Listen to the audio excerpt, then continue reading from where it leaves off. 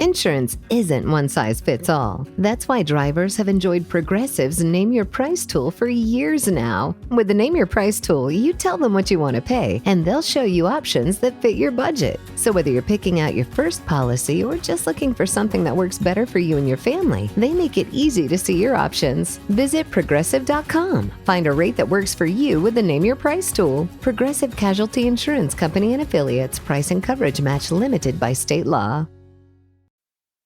This episode is brought to you by Indeed. Stop waiting around for the perfect candidate. Instead, use Indeed sponsored jobs to find the right people with the right skills fast. It's a simple way to make sure your listing is the first candidates see.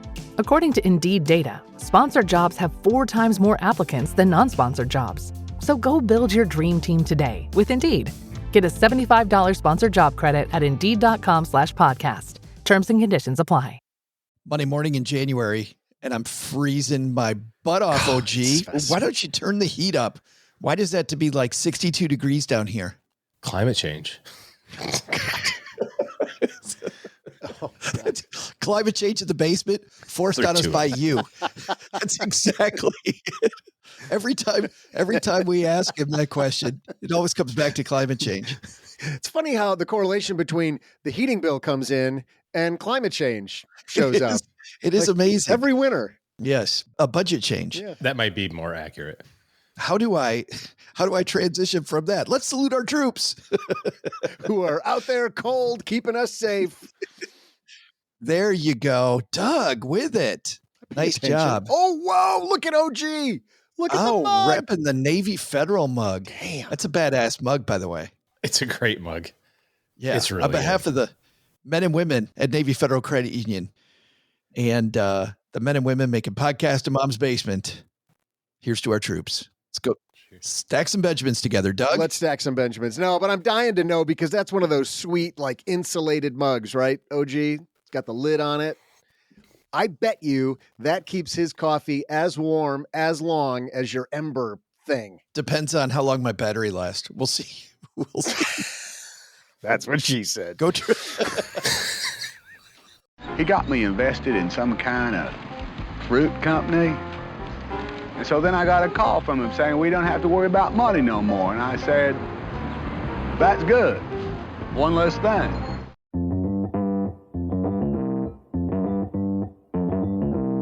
Live from Joe's mom's basement, it's the Stacking Benjamin Show.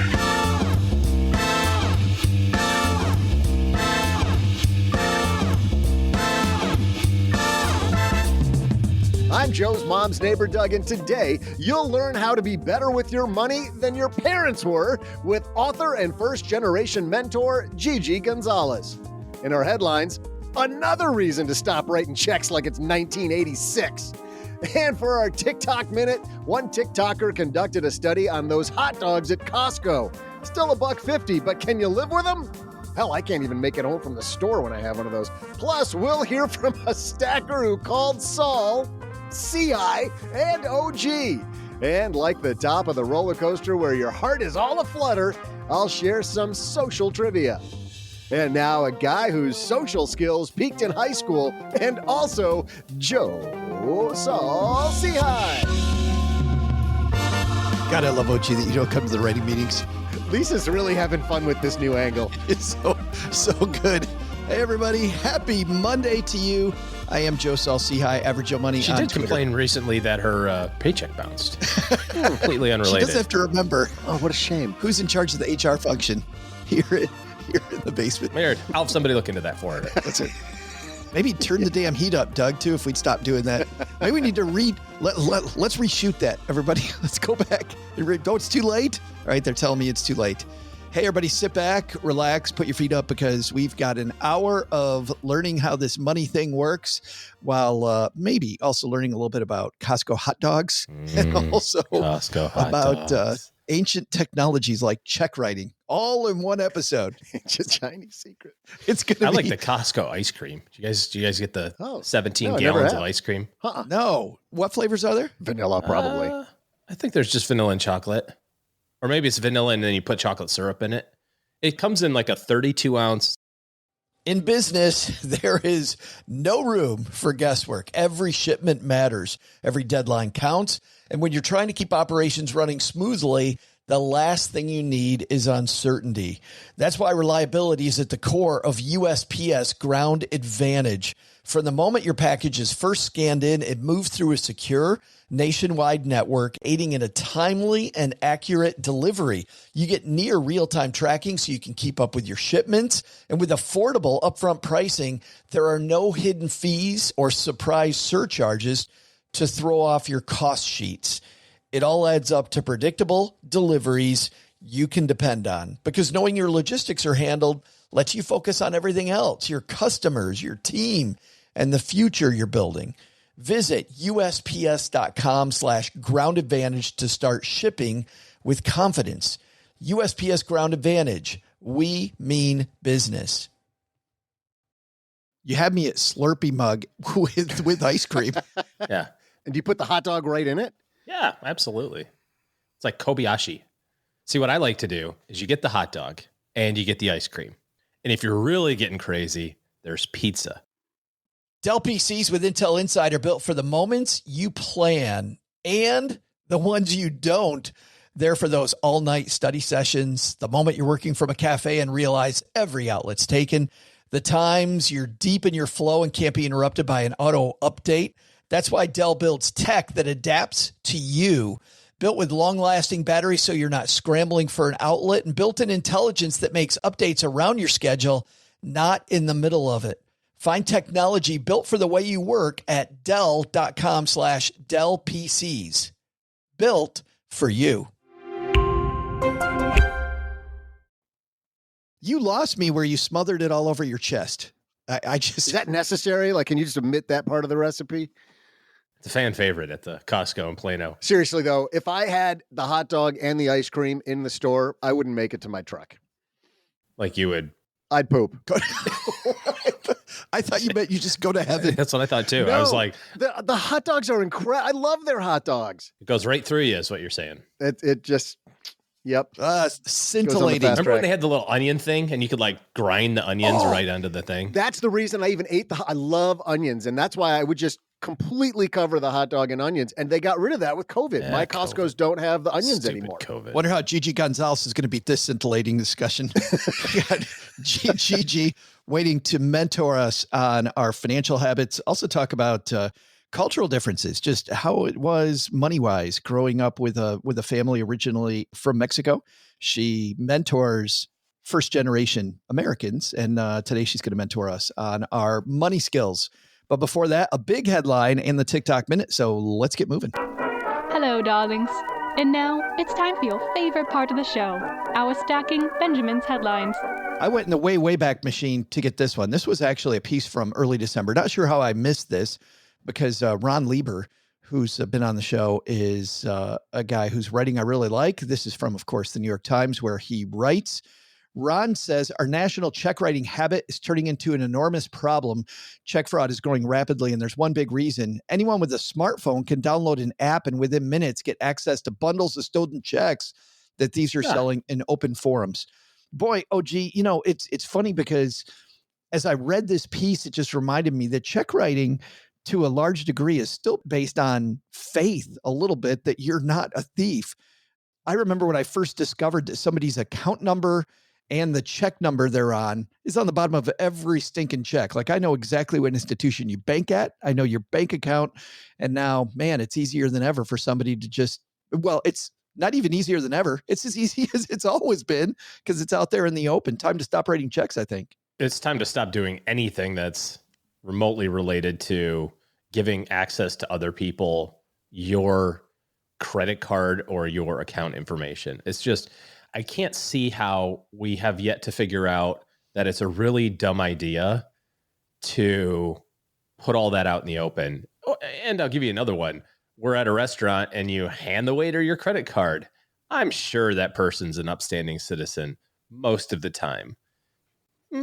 But is their buddy? And it's like, it doesn't take a rocket driver, as you would say, Joe, to figure out like what maybe zip code you live in or something like that. Like if you're, a Google search of your name will give you pretty much your address. And now you've got the account number, the code, whatever, the CVV code, and you got their zip code, and, off you go. But what is one to do? You're at a restaurant, and I mean, you can't say, no, bring your whole cash register over to me. No, I'm just saying, like, some are moving more to that tap to pay system, which does feel a little funky when they're like, here's the machine, and they stand there and hold it while you, fumble with, like, it's still in their hand. Yeah. Trying to, like, hit which button of tip you want to, like, they're looking. Oh, what's that over there? 15%. Why does it default to 50% tip? Yeah. But I was reading a story related to this check writing issue, in that someone had their, so this is the latest one, in addition to check writing scams. You know how you got the chip in your card, and that's like way safer, right? Because except it's not. So now they have chip readers that are the fake ones. Like, you go to the gas station, you put your card in. Oh boy. Skimmers, they call them. Yeah. I call them fakies, but same. One of those two might stick. But they'll take the chip data, and now they have all the chip data stored, and now they just create a new chip. And when you go to say to Chase or whomever, no, that wasn't me. I didn't, I didn't shop at Target. They go, yeah, you did. You used your credit card. We actually know that you put the credit card in the machine, so we know that was you. No, it wasn't. I didn't do that. Somebody stole the little chip data and made a new card out of it. It's worse than that now, OG, because the chip cards, most of them use NFC, near field communications. And so you can actually go on eBay and buy an NFC reader that's totally remote. You just go hang out in a Starbucks, and it'll try to grab the credit card data off of cards that are within a certain radius, depending on the quality of the bad guy device that you bought off eBay. So you don't even have to go to a gas station that happens to have a skimmer, or, sorry, as you call it, a fakie. I thought all those dudes just liked me. I wonder why people were always coming up and like wanting to hang out right next to me. Hey, what's up? Well, this is even more low tech, guys, when it comes to checks. I mean, you guys are talking about some technological ways that this happens. With checks, it's way easier. Ron writes, last week I downloaded Telegram, a messaging app where fraudulent activity is particularly robust, and quickly found forums selling stolen checks. I called the people who had written the first 20 stolen checks I found for sale and asked them if they were aware they'd become victims. They were not pleased. I love Ron with the hobby. Oh, lucky me. So what's the deal with this online market? It starts with a pretty low-tech operation after people pay bills, put checks in envelopes, and drop them into a blue mailbox. At that point, criminals find ways to take them out of those public mailboxes, or it's an inside job at the post office, OG, to your point about the restaurant, or elsewhere. Next, the thieves choose from a number of paths that could involve either selling the checks on Telegram or keeping them. Either way, their next move is to often assume a fake identity, of course, in order to open a bank account where the checks will end up. Just super easy. As easy as it is with credit cards, what you're talking about, OG, even easier with checks. Time to minimize the check writing if you're still doing it, I think. When I was moving my mom out of her house into the condo a year and a half ago, she had a box in the living room, and our rule was whatever you wanted to take, Mom, you needed to take and move, because by the time the boys got there, whatever was left was going in the dumpster. We just made it really simple in terms of the move. There's a lot of dumpster. And there was a box in the living room, and she said, well, what'd you do with the box that was in the living room? I said, it's in the dumpster. And she freaked out. She's like, that had all of our bank stuff in there. And I said, no, it didn't. I looked. It had canceled checks from 1987 with your other married name on it. It's nobody cares that you banked at First National Bank and Trust in 86. We're doxing Mom today. You hope that somebody stole those. Yeah. But I do know that she spent $36.19 at Giant Supermarket that week. Which closed 23 years ago. Which has not been in business in a long time. Yeah. But at least they don't send you your checks back in the mail anymore. That's a little silly, but yes, stop using checks. I wondered about, local people, like we had a pipe burst and we had a plumber come out, and I asked him, instead of writing a check, if he'd take Venmo. And his answer was, yeah, of course. Not all local people that you'll hire to do different tasks will avoid checks, but most do. I think a lot of people are getting pushback on the check. If you're somebody who offers local services, there's other ways. PayPal, Venmo. There's tons. Zelle. I mean, there's PayPal. You can set it up with your, with a merchant account with Stripe and take credit card data, you plug it into your phone, and it'll do it that way. This is also a little bit on the bank side of things for making it so challenging to move money from one place to another. Yeah. It's like, why does it have to take 3 days to move money from one account to another when instantaneously it happens in real life? Right. Well, I was going to jump in with something similar, but in addition to the time and the challenge, for most of those electronic means of exchanging money, if you're on a commercial venture, there's a fee that gets charged for that intrabank, and there isn't for a check. So like I want to pay my property taxes online, and if I want to do that with my Visa, I got to pay an extra 3.5%. That's a big number on property taxes. But if I go with a paper check, there's still a fee, but it's smaller. So they're actually working in the opposite direction. They were pushing me, my city was pushing me towards the old school method of writing a check instead of doing it electronically, which is just ridiculous to me. Yeah. Well, I mean, obviously the credit card companies have fraud protection, and they, have a cost of doing business and all that's fine. Sure. But it should be able to happen a lot faster than it does. And it should be able to happen almost instantaneously.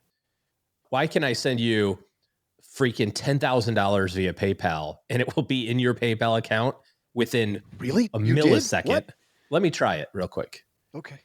Just kidding. But why can I do that? And then if I try to transfer money from my bank account to my other bank account, it takes 3 days. 3 days. Yeah. It's like, I'm not transferring it to Eris. It's like, it's going from one side of Dallas to the other.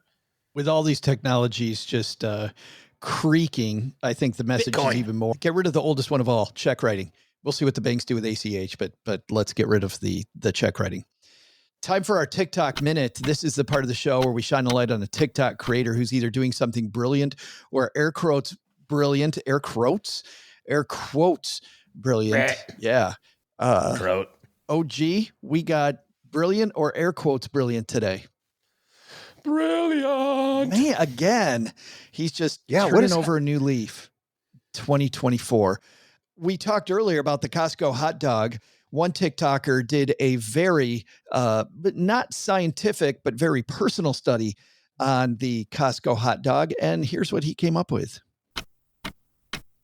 I ate nothing but the Costco hot dog meal for the past week to see if paying $1.50 for a glizzy and drink was worth it for 7 days. And here are the results. I ate 29 hot dog meals for a grand total of $43.50, 1/4 of what the average millennial spends on food a week. I also might have started a new diet trend on accident because I lost 4.2 pounds in 7 days, or I have a giant tapeworm. And to my surprise, I never got sick of eating hot dogs once, despite my bowel movements resembling Willy Wonka's chocolate river. So was it worth it? Are you kidding me? I balled on a budget, lost weight, and had the culinary experience of a lifetime? Abso-fucking-lutely. Yeah, there it is. It's the best TikTok we've ever had. Maybe not scientific.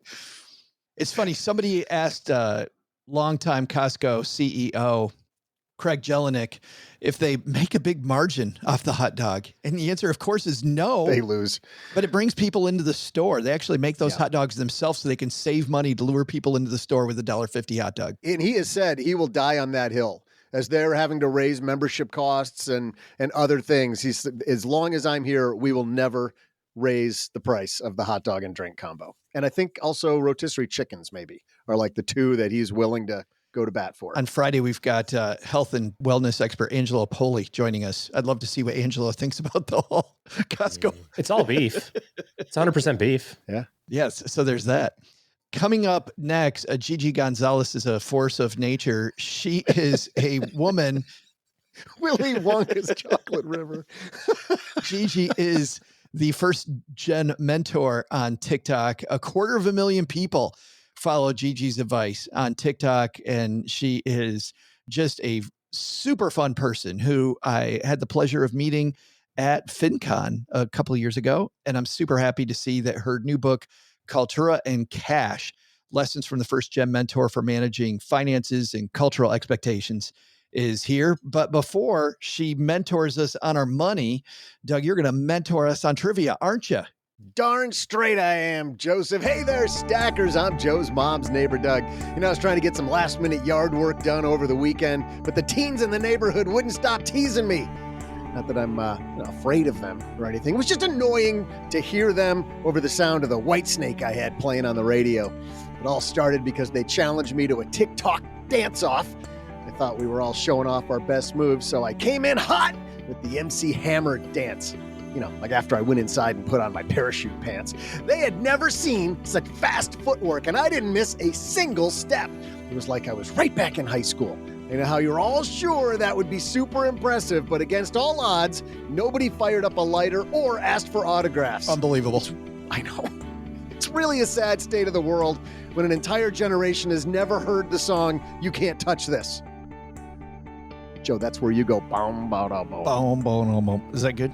There we go. Yeah, thanks. It was only after they saw how disappointed I was in all of them that they explained that the competition was to see who could do the best version of one specific dance from TikTok. Had I known that from the start, I would have won by a lot. Today's trivia question is, how much does the average dedicated TikToker earn on the platform? I'll be back right after I teach these kids how to do the worm.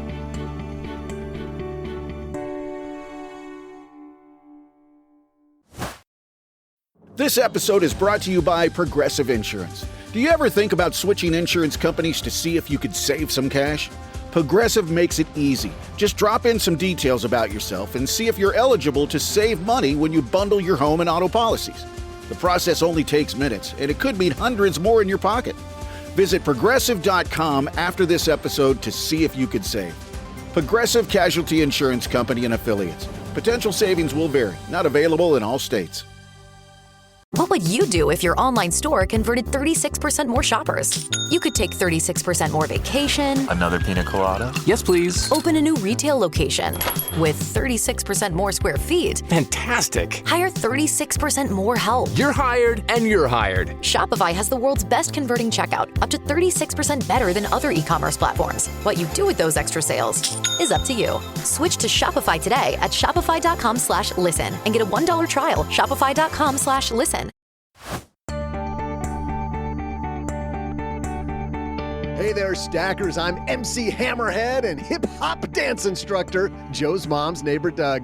During the break, I brushed up on some of my signature dance moves, the Tootsie Roll, the Cabbage Patch, the Cha-Cha Slide. I'm almost ready to sign up for Texarkana's annual talent show.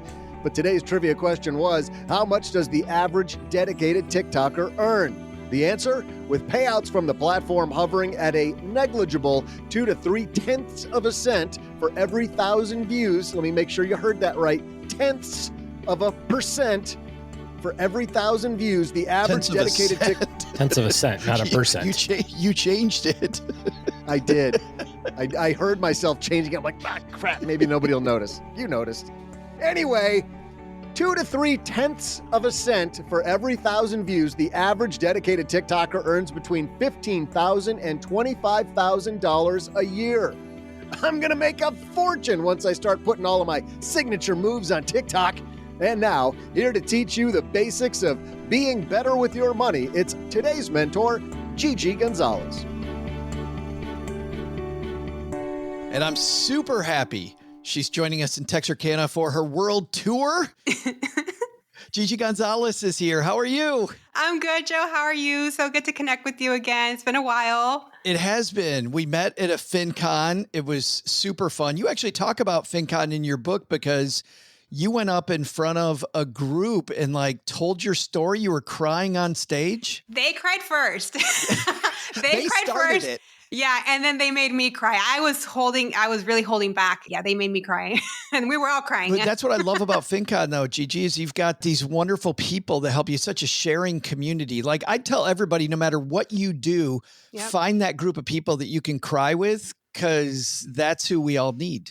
I completely agree. No, and I mean, I went to your session where you talked about your book deal and we took a little selfie afterwards, and you were so kind enough to then do a follow-up call to talk about book publishing. So it's really nice to be here. It's like a real full circle moment. So I appreciate you. I was so happy. I'm going to hold it up for the video. Check this badass book out. Thank you. And Fast Company Press, one of my favorite publications, Fast Company.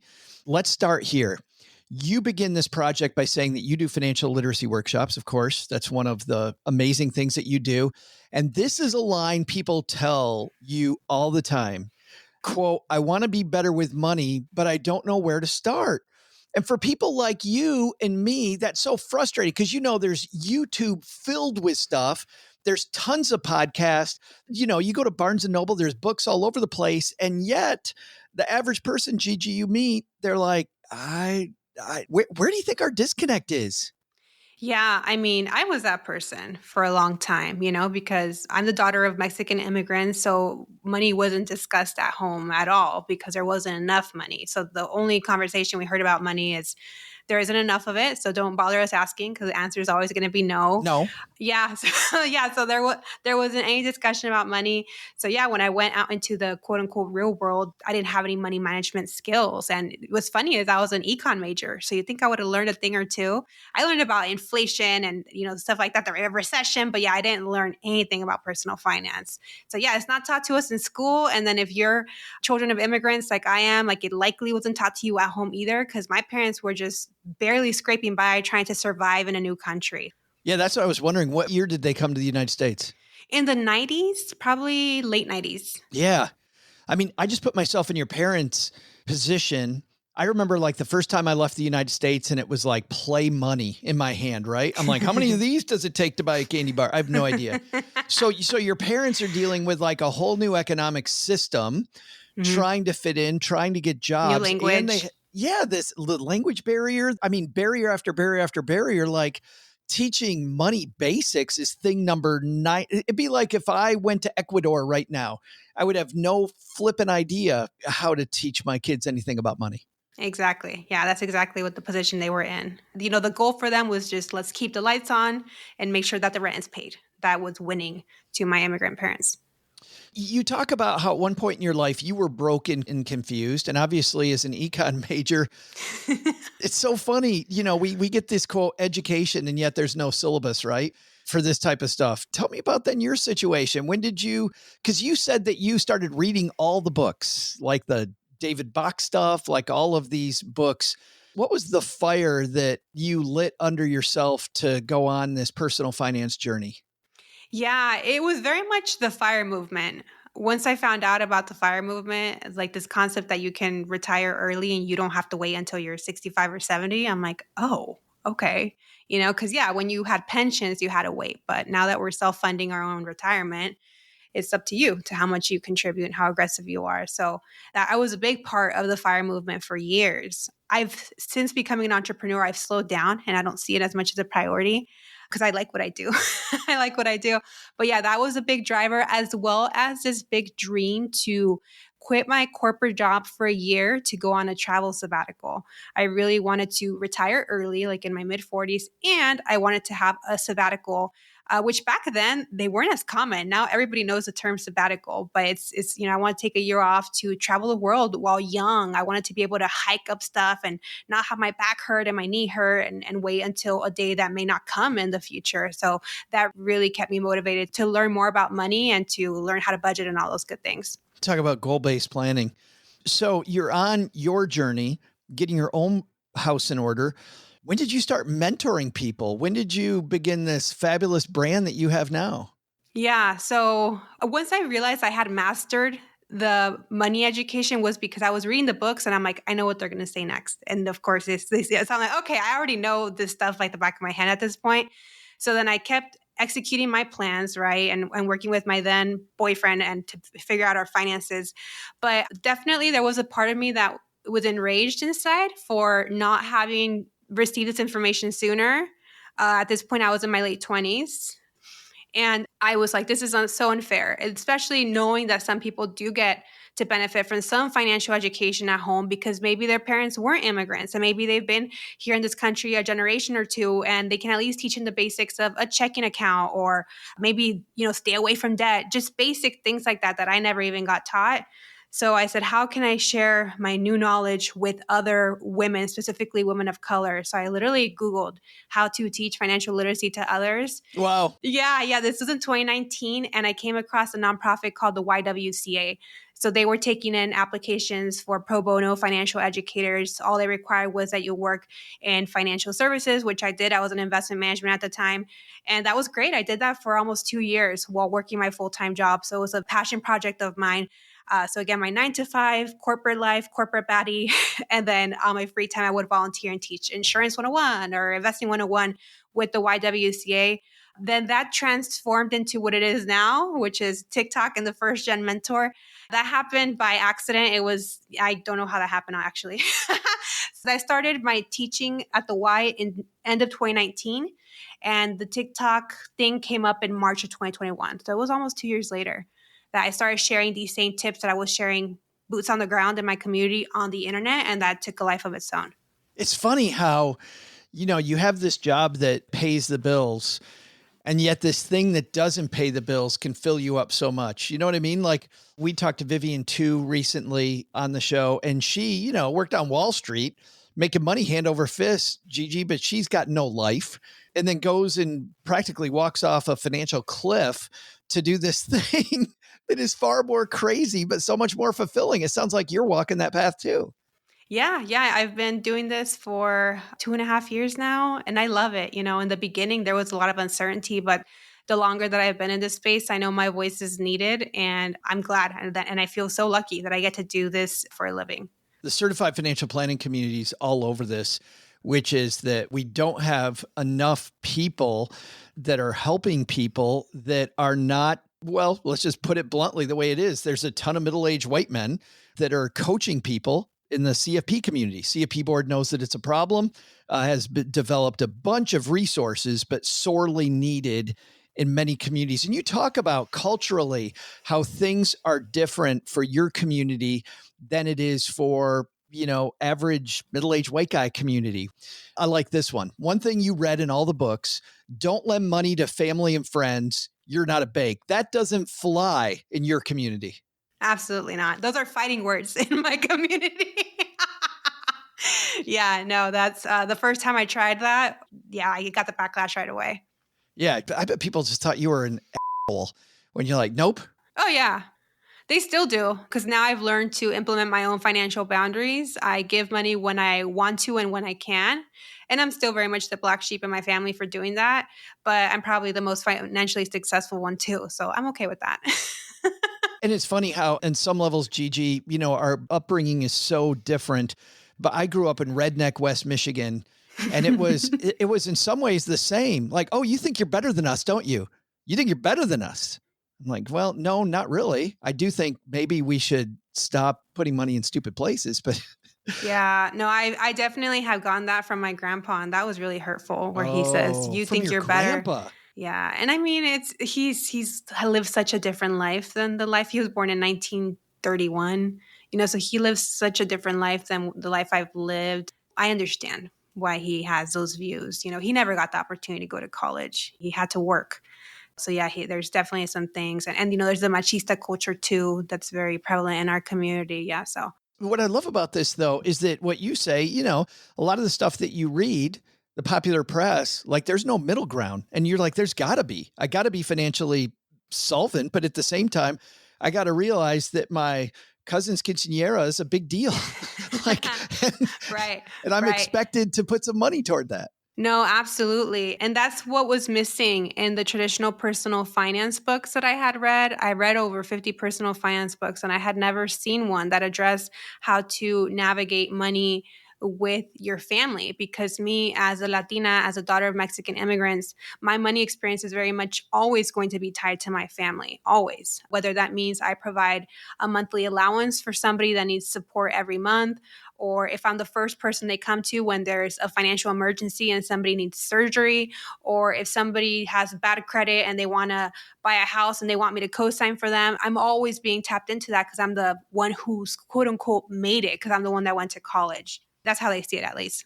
It's funny. We end up with these inadvertent theme weeks. You're here on a Monday, Stacking Benjamins. On Wednesday, we're talking to a researcher and writer, Brian Klass, who talks about how we're not these individuals. A lot of people have this atomic versus a relational aspect with the world. And he talks about how we all influence each other, and we have we're much more of a knitted culture than in America we want to believe. You point this out in your book as well, that for your culture, it very much is a knitted community whole. Yeah, it's a sense of pride to be able to tap into community when you have any sort of financial hardship. Money is not viewed like it's just yours. Money is communal. It's for all of us. So that's why they are expected for you to open up your wallet if they need money for this or that. And I, in the beginning, just gave money because that's what I was conditioned to do, to always say yes, because that's what you do for family.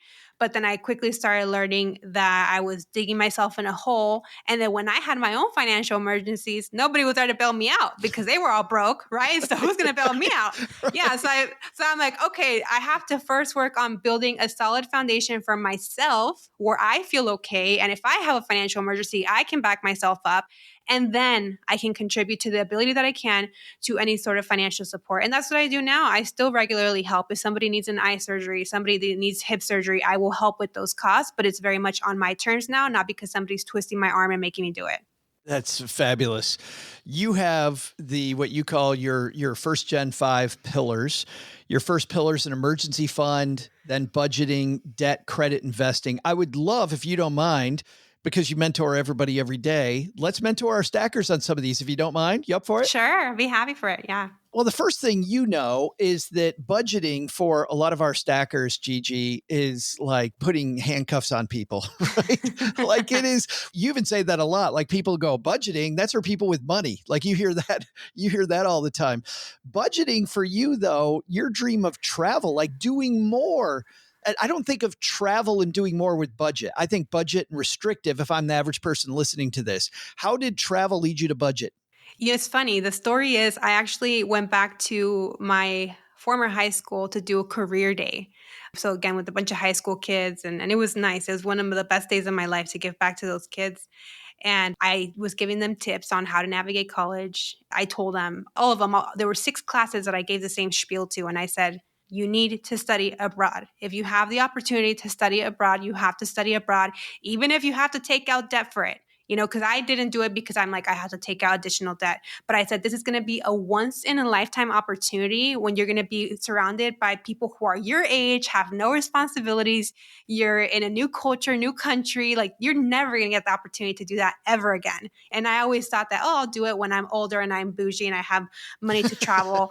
But then I quickly learned that a 2-week vacation is nothing compared to what a study abroad experience for 3 or 4 months would have been. That immersive, yeah. Absolutely, absolutely. And yeah, everybody that I've known that has taken on debt when they were students to study abroad has never regretted it because of the experience. It's a life experience, right? So after leaving that session with the kids, I felt good that I was able to pour into them, but then I felt a little sad for myself that I'm like, I never got that. I never got to study abroad.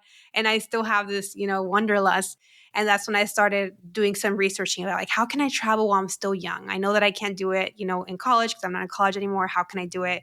I came across the FIRE movement. I came across budgeting. And that's what transformed my finances, having this big dream to quit my job for a year to travel the world and, not have to be on somebody else's time, being on my own time. And it made it very easy to budget, because I was very clear on what my goal was. So I knew that if somebody wanted me to spend money to go on a random Vegas girls trip, I'm like, that's taking money away from my sabbatical fund. No, thank you. It was very easy. And I actually had a big map that I bought on Amazon. And I had it in my living room wall. So it was always visible. And I had it with pins of the places that we wanted to travel. So I never lost sight of my goal. It's so important to do that because, especially right now, like the new year, people always set resolutions. I want to do this. I want to do that. But then they forget about it. That's why it's important to keep your goals visible. I really love like the vision boarding method because it's just a constant reminder of how you want to be intentional with your life. And I hope stackers, you're doing the same thing that Gigi's talking about here, because keeping those goals in front of you, front and center. I mean, real life just smacks you, right? I mean, there's that great, I think it's a Mike Tyson phrase that, goals are great until you get smacked in the face. And life tends to do that to us. When you budget though, Mint's going away, like, is there a certain type of budget you like? Do you prefer like a YNAB type budget, or do you use any of the budgeting apps that are out there? Anything really catches your interest or some keys we need? The one that really worked for me was Good Budget. I believe it's still available. So it follows kind of the envelope method. Yeah. But yeah, it's all digital instead of actually carrying envelopes. I liked it because every time I would have a transaction, I would know You have a transaction, you go and you book it on the Good Budget app. And it was free back then. I think it might cost like $5 a year or something now, but it was very easy to use. And again, that's just what worked for me. Some people might thrive with you need a budget or doing something on a spreadsheet. People have to kind of test different methods and find out what works for them. I like the idea of testing though, because it makes it playful. Yeah. Definitely. I mean, then you feel free to screw it up. Like, I feel like too many of us, we put too much pressure on it to get it right the first time, Gigi. No. It's gonna be trial and error for sure. Until you find what works for you, what feels natural for you, and what you can stick to. It's just like a diet, right? There's so many parallels with budgeting and dieting. You have to find what works for you. All right. I'm a Detroit guy, so I'm going to go forward into and talk about debt, but there's a specific type of debt where you and I also, our cultures align. Being a Detroit guy, it's all cars all the time. You talk about Latines in their cars. You literally have a headline that says Latines in their cars. For people that don't know about Latino culture and cars, tell me about this a minute. Oh my goodness. Well, let me see. This is kind of a teaser. My dad has 4 cars. It's just him. He is single and he has 4 cars as a status symbol so that his neighbors can see I'm the man on the block with 4 paid off cars.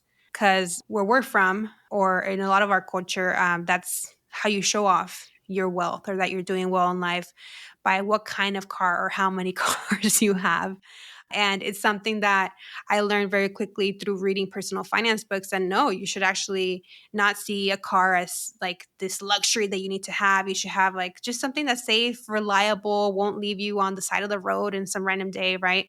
And drive that baby till the wheels fall off, So when I implemented that advice from these books, it was great for my finances, but it wasn't great for my relationship with my family because I was bullied. For years, I was bullied because why are you driving this crusty Corolla? You can afford a new one. You paid it off, years ago. Why?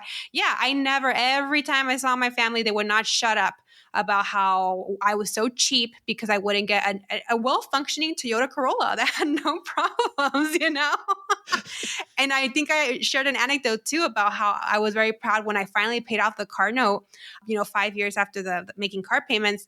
And the first question my uncle asked me, oh, so what's next? Where are you going to get next? And I'm like, what do you mean? And he's like, well, you paid it off. So what's your new car now that you paid this one off? It's time. Exactly. That's very much how it's viewed. Yeah, you pay off a car and now it's time for a new one instead of, again, driving that thing until the wheels fall off. It's a very different mindset. And even my grandma, too, last time I saw her, she was mentioning how her neighbor, their granddaughter's doing very well. And she's like, yeah, she pulled up in a brand new car. They always mention the car. It always goes back to the car. So that's why it was very important for me to include that in the book. Well, but okay. So how do we find that middle ground? Because I love the fact that you pay homage to your culture doing that. And certainly in Detroit, a car is a status symbol, and certainly an American car, right, is a status symbol, which, by the way, is different in different parts of the United States. Driving a German-made car is, a status, or Italian car, whatever it might be. If I'm trying to find that halfway, where do I meet this culturally halfway? How do I not get into a bunch of car debt and still have something where I fit in? Yeah, I mean, for me, honestly, I had to learn I did try to educate my family on, actually, this is why I'm still driving this 7-year-old car, because of the extra money that I have now for not having a car payment. I'm using it for savings, or I'm using it to pay off debt, or I'm using it for investing. You'd think that'd be enough of an explanation. It's not. It would still bully me and again say you're being cheap. You have a nice office job. Why can you treat yourself to something better? So that route didn't work. So what I had to learn was just to put up with the bullying and just zone out. And what's that advice? I hate that advice, but internally I'm like, don't take advice from broke people. Right? Because just like they don't know what they're doing with their money. They're going to judge me because I'm moving differently. But you know what? When something happens, again, I'm the first person they come to, So yeah, I just had to learn to tune it out and be like, yeah, sure. I mean, are you going to buy me a new car? I'd be like, you're going to buy me a new car? No. Okay, then shut up, Well, but the general advice that I like is, hey, listen, I'm not going to teach you that the Toyota Corolla is great. Yeah. But what I can do is tell my family, please avoid car debt. Like that, what are you going to buy now? What are you going to buy next could be part of the problem. Yeah, no, absolutely. Yeah. So any traditional personal finance book will tell you to buy like a 2 to 3 year old reliable used car, right? Which is why I went for the Toyota Corolla. But, most people would be surprised to know that both the cars I've ever owned were brand new from the dealership, which again, that goes against traditional personal finance advice that says you don't do that because as soon as you drive it off the lot, it depreciates in value, right? For me, my circumstances were different. Even though at that point I knew that wasn't the smartest financial decision, I also knew that I was a single young adult living in LA, 4 hours away from my family. And if my car had any sort of mechanical issues, I wouldn't know how to deal with them, because my dad, I'd be able to rely on him if I was closer to home. Yeah. So I'm like, I need something brand new that isn't going to give me issues for a long time, so that I feel safe in my car. And even if that costs more money and if it's not the most financial savvy, that's fine. But then the deal here is I'm going to drive it till the wheels fall off. So I had it for 10 years until I moved to Chicago. We do the same thing in our family, Gigi. I drive a late model car. I'm not worried about me being on the side of the road, but Cheryl, I worry about. So we make sure that she has a car that's probably within 5 or 6 years of new. About every 5 or 6 years, we'll turn it over. We kind of do the same thing that you talk about, avoiding car debt, by having a fund that feels like a car note, but we're prepaying it. You know what I mean? So We go smart. to the car dealer. But to your point, it's a new car. We do the same thing, full well knowing that, you know what, not maybe the best, quote, financial move, but lifestyle wise, it fits us great. I don't want, if Cheryl's on the side of the road, that's horrible. Not good for anybody, right? No. Let's move on ahead. The Latina pay gap, which I knew was horrible, but you point out that 54 cents for every $1 a white non-Hispanic man makes. Holy cow. Yeah. You put nobody wants to work until they die. A lot of people, though, you say culturally, don't think of investing. Like, don't think investing is for rich people to do. But this, you talk about the pay gap, 54 cents to every dollar. We have to invest. You have to. I list that as one of the reasons why, as a Latina, you cannot afford to not invest because of the pay gap that exists. So yeah, a lot of that is, unlearning that fear or overcoming that fear about the stock market is risky, and explaining what the stock market really is so people feel more comfortable putting their money there. We also are the second longest living demographic. I believe Asian women live longer than Latinas. So that means we need more money, right? Because we're living longer. So yeah, it's very important for Latinas, especially Latinas, to invest. So a lot of people in our stacker community just starting out, very worried about investing. What's your first move, Gigi? Yeah, so my first move was the advice somebody gave me on my first job, which I am so thankful for. I was a 22-year-old baby. I was working at Progressive Insurance, had no idea what I was doing. And one of my coworkers, was open enrollment. And she's like, you signed up for the 401k, right? I said, no. I'm like, isn't that for retirement? And she's like, yeah. And I'm like, I'm 22. Like, that, I'll worry about that when I'm older. And she's like, no. She says, you have to do it now. Because she says, right now is when it'll make the most difference while you're young. And she says, and our employer offers a company match, which I had no idea what that was. She had to explain it to me.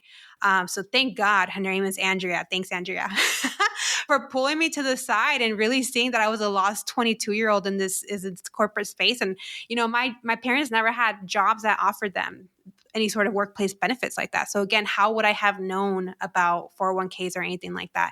And I always am a big advocate of my community getting started investing there through a workplace retirement fund, because it takes the least effort. Opening a Roth IRA, it can still be a little scary, right? Making sure you're clicking on the right buttons on the website, where with your employer, you just simply opt in and they'll take care of, withdrawing the money from your paycheck every time. So it's just so much easier. I like where you start there, though, too, with the Roth IRA. I mean, number one, just open the investment account. I feel like for most people that I've helped, man, once we've so much fear, but when you actually put your fingers on the keyboard and you open up that account, like the fear melts. You're like, oh, this was easier than I thought it was going to be. It's 3 simple steps, right? Open an account you can invest in, because you can't invest in the stock market from your checking account or your savings account. So you need an investment account. And then you need to add money to that account, because it's not going to grow unless you add money. And then the third step, which is the one where people get a little bit more intimidated, is where you have to pick your investments, right? But there's good investment options for people that aren't as, investment savvy, like target date funds or, index funds and all that fun stuff. You dive into that, but you also dive into some investments that you wouldn't start with. A lot of people, of course, look at this crypto thing and think maybe that's it. You warn them against maybe starting off there. Yeah, the crypto bros is what I call them. Yeah. And my community has asked me a lot over the years to make content on crypto. And I say I'm not, because I know who I'm trying to serve. I'm trying to serve, again, the first person in their family to graduate from college, to be in corporate spaces, to be making more money than their parents ever did. And the last thing that this person needs to be doing is investing in crypto. They can't afford, to experience the volatility of crypto. So that's why I say you're much better off investing your money in regulated assets, traditional assets like stocks and bonds, mutual funds, all that stuff. So yeah, they've asked me, and they have definitely piped down since the collapse of FTX, and seeing how that all went down. I don't get those requests as much, which I'm thankful for. But I'm sure it's going to come back. It's cyclical, right? Sure. Well, after Bitcoin, it's such a good year last year. It's coming back. Yeah. Yeah. My friend just showed me his portfolio. He's like, you got to jump on his. I'm like, I'm good. Good for you. And he's rich, so he can, again, afford to lose the money. I'm like, I am good. Thank you, Anton. I appreciate the free financial advice.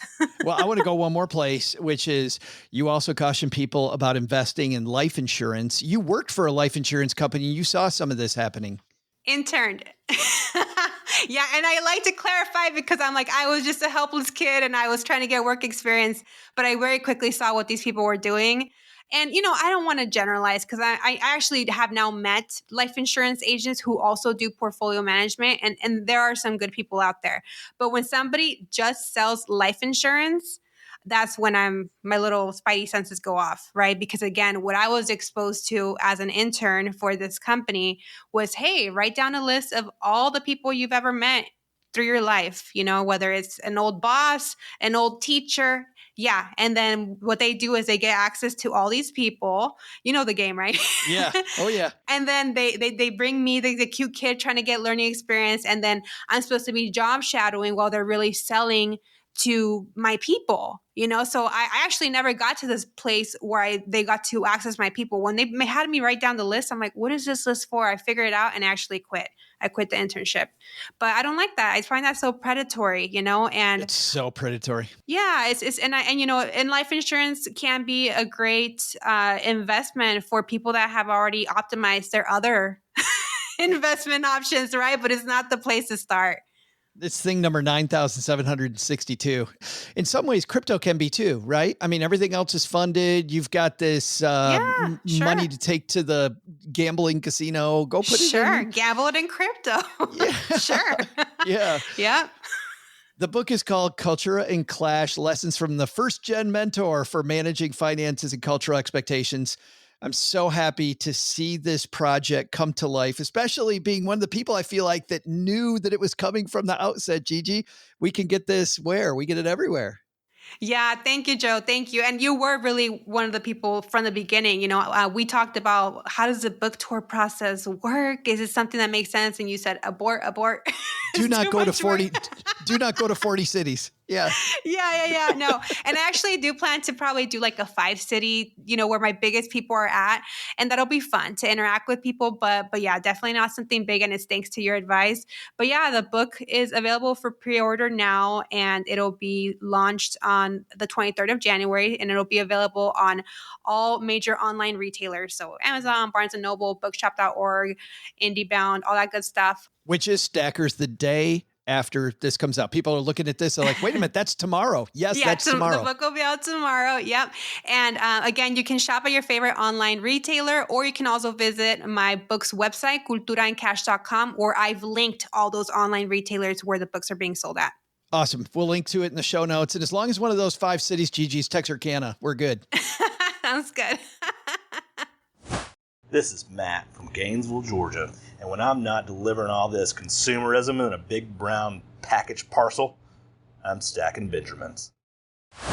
Super thanks to Gigi for joining us. And again, you'll find her social media handles where she helps so many people on our show notes page at stackingbenjamins.com. We'll also dive deeper, of course, with Kevin Bailey in the 201, our newsletter, stackingbenjamins.com/201, where not only you get the newsletter, we also communicate with you about things like the book club, which fired up this week. And when we go around the country, when we have meetups, we're going to do a couple meetups this year, hopefully in 2024. So if you get the 201, you'll know all about those. 4 cars, OG, is a little far. It's a big number for one driver. Do they all work? Yeah. Oh, yeah. Oh, not only do they work, they are like what car you buy matters, and keeping it up matters. And it's funny how being a guy from Michigan and living a long time in Detroit, you can appreciate that. Doug, I remember living in, because you and I, when we lived in Michigan, didn't live that far from each other. Well, some of us still live in Michigan. And I remember the commute's a bear for Doug, everybody. But I remember in the little suburb town that we lived in, like you would always kind of look sideways. Less so now, but back in the day, you'd look sideways at somebody driving even a car just not from Detroit. Right. Yeah. And then you had to sort of console yourselves later on, I'm saying like into the 90s or so with, well, it's foreign, but all of the suppliers, a lot of the suppliers for that vehicle are from our local area or from, the United States. It was anyways. made in South Carolina. So right. Yeah. And a huge percent of the content is coming from companies that are all around us. And, so I remember Volkswagen's North American headquarters were outside of Detroit for a long time before they moved recently. But so you started seeing a ton of all of their product line. Did they move? I didn't know they moved away. That was a beautiful headquarters building. It is. And they left some functions there, but yeah, I want to say they went south as well. I can't remember where, but they might have gone to Texas, to your neighborhood. Might have. I can't remember. Oh, gee, you remember your first car? I do. Yeah. Worked hard all summer to get it. Had to paint the entire house. It was a bad trade. Yeah. For a $600 car. You lost. I lost. I lost out on that deal. How long did it take you to figure out that you lost that deal? Well, I was gambling that maybe I wouldn't have to do it all and they would still give me the car. And then we got down about the last 2 weeks before school started. And my dad was like, boy, you have a lot of painting to do. And there is not a lot of days left to paint.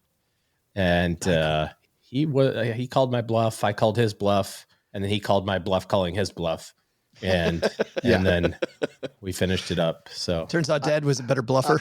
I don't get the impression your dad fell for a lot of bluffs. No. From other stories you've told. No, he's not a bluff faller. Joe, I have a great first car story, but let's save it for the back porch someday. Deal. Sounds good. Hey, let's move up to our new segment, Better Call Saul. C-Hi and OG. A time when we take a question from a stacker. And today, I want to shine a spotlight on our Facebook group, which is a great place to meet other stackers, to be around like-minded people, stackingbenjamins.com/basement. And I thought today we'd take a question that was asked there. Mason asked this. He said, we recently closed on a house back in November. I got a letter 2 weeks later that another servicer, 2 weeks later, another servicer bought my loan. Nothing's really changing, but I thought it was odd since it's a brand new loan. Appears they bought it before we made our first payment. I know loans get bought and sold as commodities, but is it common for that to happen that quickly? OG, common for your loan servicer to change that fast? No, I'd be really concerned that they're probably going to come take the house any moment now.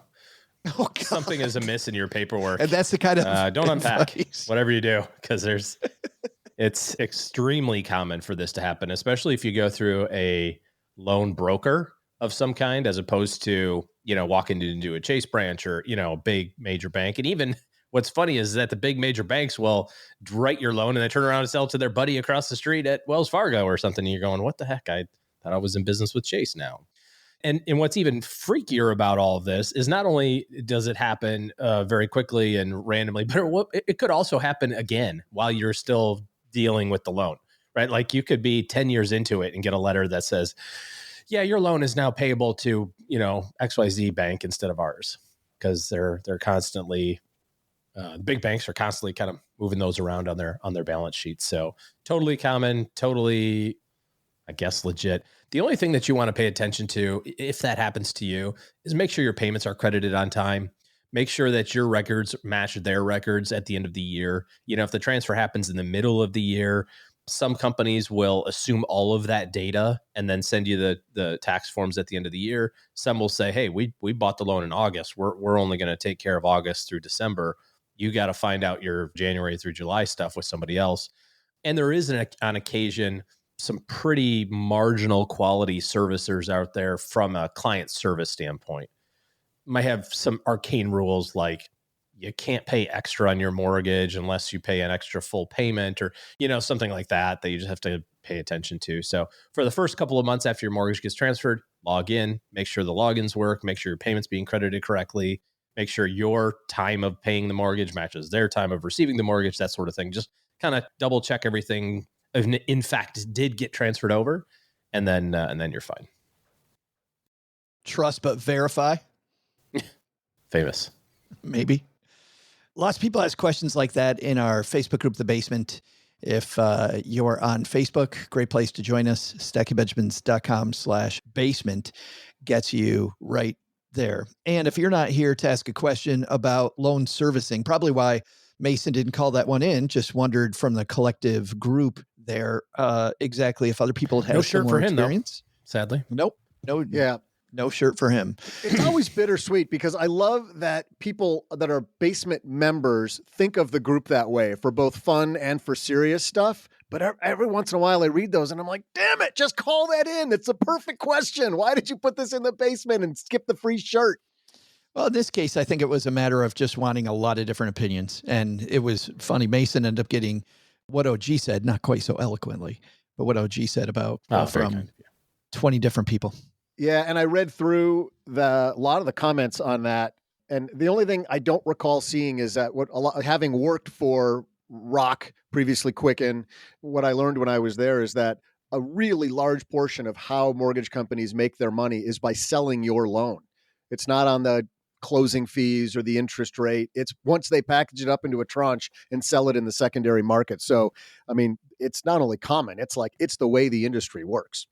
If you have questions, not just about how the industry works, but you've got questions about, my financial picture isn't working the way that I wanted to.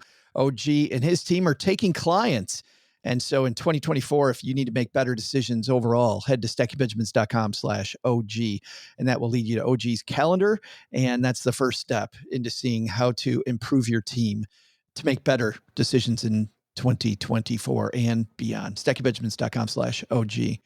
All right, time for us to move over there to the back porch. Man, we got a few things coming up, Doug. Wednesday, Brian class is coming up. Gigi talked about how in her culture, about how things are interconnected. Even if you don't have any money, your money's everybody else's money to some degree. That's just a part of the culture. Well, Brian's going to talk about how regardless of your culture, how we're all interconnected. He is a researcher talking about flukes, why the decisions you make matter, how something happening halfway across the world. You guys ever heard of the butterfly effect? The butterfly effect. Yeah, the butterfly effect, black swan events, a couple of these things. Brian is going to continue that part of the story Gigi started Why today. do things with wings get to have all the fun? Why are they I don't know. It's a conspiracy. They're taking over slowly. Why can't it be the hippopotamus effect? Like jumped into the water and created these waves. And I keep eating those Costco hot dogs, no matter what that dude says. Yes. Oh, there are waves. It's gonna be that effect. I have something for the back porch, but Doug, you do too. Doug, you mentioned you have a car story. No time like the present. Oh, all right. I mean, this is probably my single greatest story, but if you want to burn it up today, that's fine. Been saving it for like 1,500 episodes. Oh. But no, my very first car was a lightning fast Chrysler Horizon, light blue, of course, I think 0 to 60 in like 17 seconds, which was pretty sporty for the day, and a hatchback. So it was all aerodynamic.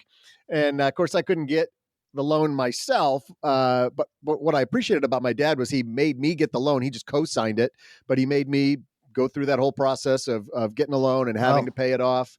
So that was great. Even at the time, I thought, this is probably good parenting. Like, you don't want to admit that about your parents, but that was pretty good. So I pay on it. It was $110.43 every month for not that long, probably like 18 months or something.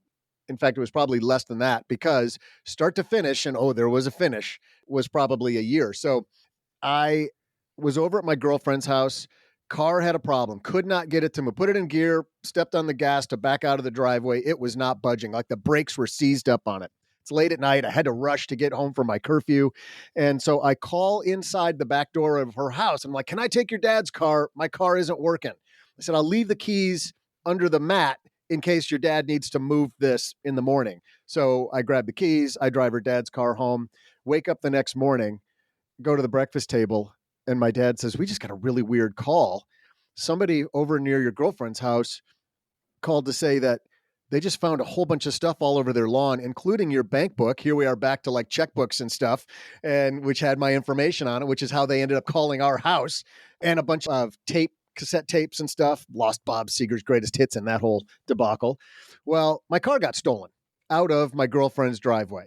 There were some kids having a party next door, heard me call in to the back of that, open the back door. Can I take your dad's car? I'm leaving my keys. And they're like, game on. So Wow. They had taken my car. They got it to move. Good on them. They must have been a bunch of little amateur mechanics, and they rode the thing. But I didn't know this. That whole day, I was probably Saturday, spent the day out with my girlfriend, just driving around. Like we might just see it sitting somewhere. It was nowhere to be found. Probably another 10 days go by. I go in the bank to make my last car payment. The old lady the teller behind the counter is like, oh, good for you. You paid off your car. You must be so happy. I'm like, yeah, it's awesome. If I knew where it was, this car's disappeared. She didn't know how to answer that. So I had to make the last payment, and the car was gone. And about 3 weeks later, I get a call from the township police department saying, we found your car. More precisely, a fisherman found your car. Oh, no. No. It was in a neighborhood not far from her house was this something between a pond and a lake. And one of the residential roads was kind of up on a hill, and there was a gap between houses, and they were joyriding this thing and somehow got it to go between the houses, down the hill, out into the lake. And some fisherman who's floating over it with his trolling motor hears thud, thud, thud, thud, thud, thud, thud, as the prop goes over the roof of my car. How the people living nearby didn't see it, I don't know. So they had to send a dive team out to hook it up. And the tow truck that the cables were hooked to just shredded these people's lawn. They call me in to say, we got your car. You can pay the cost to like repair the lawn and for the dive team and for the tow team, or you can just sign the title over to us. So I go take a look at it. The engine blocks cracked because it was running super hot and it hit the water, and there's seaweed hanging off of it. And I'm like, yep, you just got yourself a new car, township. So I paid it off, and it turned into a submarine. I honestly have never heard that story, but that's pretty good. Yeah, that's pretty epic. You've never heard that story? We talk like 4 times a week. I don't think you've ever said that. I think you really did save that for 1,480 episodes or whatever. Yeah, yeah. Nice work. Yeah, it sucked. But that was my story of my first car. Wow. And on that note, Doug, besides don't use your car as a submarine. His second car, he learned how insurance works. Yeah, I only had. And it's funny you bring insurance up, or as you say, insurance, because when we were buying it, my dad was teaching me all about that. And he's like, look, nobody's going to steal this car. You just need PLPD. You need public liability, public damage, but you don't need theft insurance on this thing. Oh, okay, good. Thanks, Dad. Thanks, yeah. Dad. That saves me money. Appreciate that. More good parenting. Yeah. And he learned his lesson. Don't listen to your dad. I remember Mom saying that to me one time. Get the warranty. Doug's at Best Buy. They're like, sir, would you like the 3-year? Because you're like, yes, extended warranty. Do I even have to have the product? I just want all the insurance you can sell me. I just want the extended warranty. Do you have extra theft? What happens while he's buying the car? He's asking, what happens if this ends up in a pond? What happens then? Asking for a friend.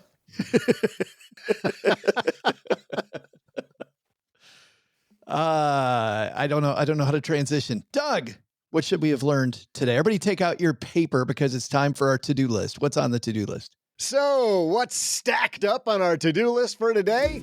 First, take some advice from Gigi Gonzalez. That hot car, it's probably not as much of an asset as you think. But if it is important to you, just don't finance your hobby. Or, to quote SNL, you could be living in a van down by the river. Second, that was a horrible impression. Second, writing checks, limit that practice whenever possible. And what's the biggest to-do on our list? Make sure you get in at least 2 hours of stretching exercises before you perform a hip-hop dance compilation in front of the entire town. Really kills the mood when a performer has to be carried off the stage and helped to his car by other grown men. Oh, jeez, I mean, that poor guy. You know, whoever that was. Thanks to Gigi Gonzalez for joining us today. You can find her book, Cultura and Cash, wherever books are sold. We'll also include links in our show notes at stackingbenjamins.com. This show is the property of SB Podcasts, LLC, copyright 2024, and is created by Joe Saul-Sehy. Our producer is Karen Repine. This show is written by Lisa Curry, who's also the host of the Long Story Long podcast, with help from me, Joe, Kate Younkin, Karen Repine, and Doc G from the Earn and Invest podcast. Kevin Bailey helps us take a deeper dive into all the topics covered on each episode in our newsletter called The 201. You'll find the 411 on all things money at The 201. Just visit stackingbenjamins.com/201. Wonder how beautiful we all are? Of course you do, but you'll never know if you don't check out our YouTube version of the show, engineered by Tina Eichenberg. Then you'll see once and for all that I'm the best thing going for this podcast. Once we bottle up all this goodness, we ship it to our engineer, the amazing Steve Stewart. Steve helps the rest of our team sound nearly as good as I do right now. Want to chat with friends about the show later? Mom's friend Gertrude, Stacy Doe, and Julia Garib are our social media coordinators, and Gertrude is the room mother in our Facebook group called The Basement. So say hello when you see us posting online. To join all the basement fun with other stackers, type stackingbenjamins.com/basement. For more interactive fun, join us on Instagram every Tuesday and Thursday for our Instagram Lives. Kate Younkin and Joe host those weekly. Not only should you not take advice from these nerds, don't take advice from people you don't know. This show is for entertainment purposes only. Before making any financial decisions, speak with a real financial advisor. I'm Joe's mom's neighbor, Doug, and we'll see you next time back here at the Stacking Benjamin Show.